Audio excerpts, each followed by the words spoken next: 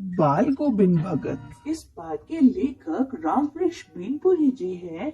बाल गोविंद भगत लगभग 60 वर्ष के एक मंझले कद के गोरे चिट्टे व्यक्ति थे। उनके सारे बाल सफेद हो चुके थे। वो बहुत कम कपड़े पहनते थे। कमर में सिर्फ एक लंगोटी और सिर में कबीर पंथियों के जैसे कनपटी टोपी। बस जाड़ों में एक काली कमली ऊपर से ओढ़ लेते थे। उनके मस्तक पर हमेशा एक रामानंदी चंदन का टीका लगा रहता था और गले में तुलसी की जड़ों की एक माला पड़ी रहती थी। वो खेती बाड़ी करते थे। उनके पास एक साफ सुथरा मकान भी था जिसमें वो अपने बेटे और बहू के साथ रहते थे। लेकिन वो विचार, व्यवहार और स्वभाव से साधु थे। वो संत कबीर को अपना आदर्श मानते थे। कबीर के उपदेशों को उन्होंने पूरी तरह से अपने जीवन में उतार लिया था। वो कबीर को साहब कहते थे और उन्हीं के गीतों को गाया करते थे। वो कभी झूठ नहीं बोलते थे और सबसे खराब व्यवहार रखते थे। दो टूक बात कहने में संकोच नहीं करते थे, लेकिन किसी से ख्वामखा झगड़ा भी मोल नहीं लेते थे।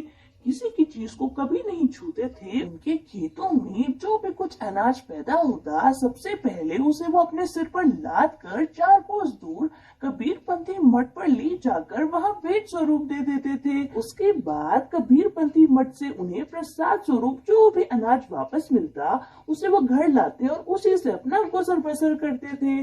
वो कबीर के पदों को इतना मधुर स्वर में गाते थे कि सुनने वाला मंत्र मुक्त हो जाता था। कबीर के सीधे साधे पद भी उनके कंठ से निकलकर सजीव होते थे।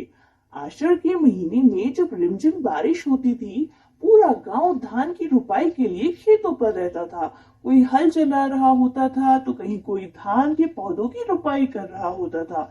बच्चे धान के पानी से भरे खेतों में उछल कूद कर रहे होते थे और औरतें कलेवा यानी सुबह का नाश्ता लेकर मेड़ पर बैठी रहती थी।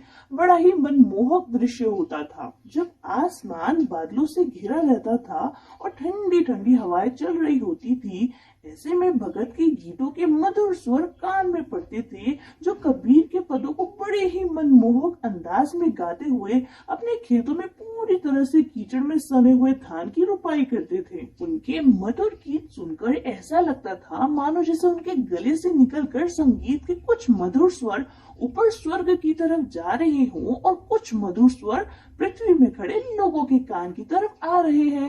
खेलते हुए बच्चे भी उनके गानों से झूम उठते थे। औरतें गुनगुनाने लगती थी। हल चलाने वाले लोगों के पैर भी अब ताल से उठने लगते थे और रोपनी करने वालों की उंगलियां एक अजीब से क्रम से चलने लगती थी। सच में बाल गोविंद भगत के संगीत में जादू था, जादू। भादों की काली अंधेरी रात में जब सारा संसार सोया रहता था, तब बाल गोविंद भगत का संगीत जाग रहा होता था। कार्तिक महीने के आते ही बाल गोविंद भगत की प्रभातियां शुरू हो जाती थी, जो फागुन तक चलती थी। इन दिनों वो सवेरे उठकर गांव से 2 मील दूर नदी में जाकर स्नान करते।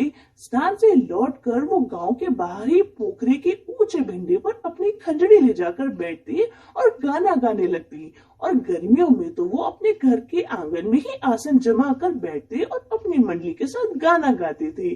बाल गोविंद भगत की संगीत साधना का चरम उत्कर्ष उस दिन देखा गया जिस दिन उनकी इकलौते बेटी की मृत्यु हो गई। उन्होंने बड़े प्यार से अपने बेटे की शादी की।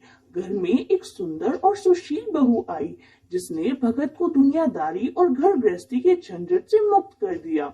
इकलौते बेटे की मृत्यु के बाद उन्होंने अपने मृत बेटे की देह को आंगन में एक चटाई पर लेटाकर उसे एक सफेद कपड़े से ढक दिया और उसके ऊपर कुछ फूल और तुलसी दल बिखरा दिए और सिर के सामने एक दीपक जला दिया।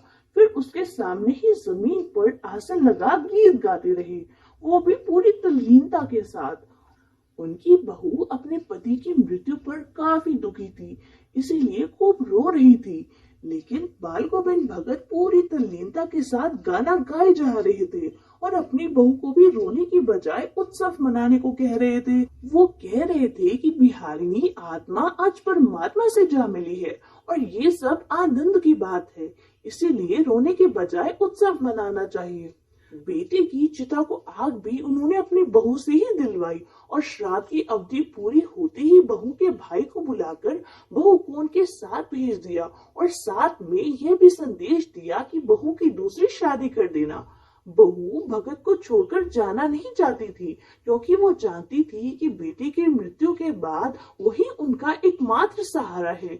वो उनकी सेवा करना चाहती थी, लेकिन भगत अपने निर्णय पर अटल रहे और उन्होंने अपनी बहू को भाई के साथ जाने के लिए विवश कर दिया। बाल गोविंद भगत की मृत्यु उन्हीं के अनुरूप हुई। वो हर साल अपने गांव से लगभग 30 कोस दूर गंगा स्नान करने पैदल ही जाते थे। घर से खाना खाकर जाते और फिर घर लौटकर ही खाना खाते। घर पहुंचने तक उपवास में ही रहते थे। अब बुढ़ापा उन पर हावी था। इस बार जब वो गंगा स्नान से लौटे तो उनकी तबीयत कुछ ठीक नहीं थी, किंतु वो अपना व्रत को कहाँ छोड़ने वाले थे। घर लौटकर उन्होंने वही अपनी पुरानी दिनचर्या जारी रखी। लोगों ने उन्हें आराम करने को कहा, लेकिन वो सबको हंसकर टाल देते थे। उस दिन भी उन्होंने संध्या में गीत गाया था, लेकिन सुबह के वक्त लोगों ने उनका गीत नहीं सुना। जाकर देखा तो पता चला कि बाल गोविंद भगत नहीं रहे, सिर्फ उनका बेजान शरीर पड़ा है।